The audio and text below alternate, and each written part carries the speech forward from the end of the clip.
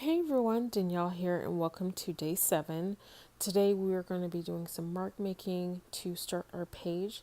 I used a cork top, a Tylenol bottle cap, and my palette knife to scrape on some paint to get this page started.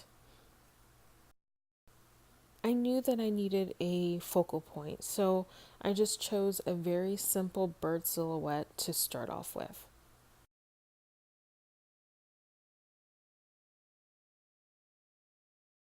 I'm going to grab a large brush because the background is so busy you can't see my focal point. So you can't see the bird really too much at all. So I'm going to use a fairly thin layer of white paint to block out the background.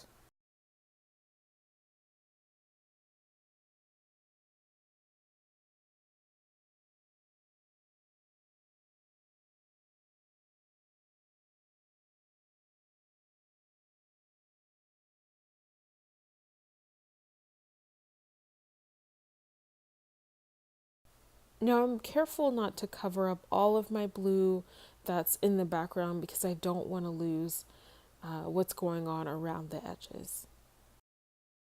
Your focal point can be anything really. You can use a flower shape, which is what I was going to use in the beginning. You can trace your hand.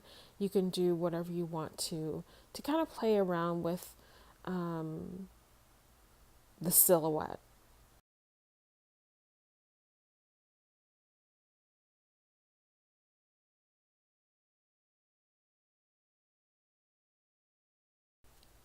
I wanted to keep going with the layering process. So what I did, I just drew another bird silhouette shape right on top of the previous one, and I painted that in with some matte medium.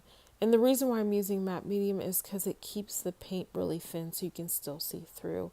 And then I added a third bird on top of that with some stamping, and then I did some journaling as well, and then that was the page for this day of the challenge.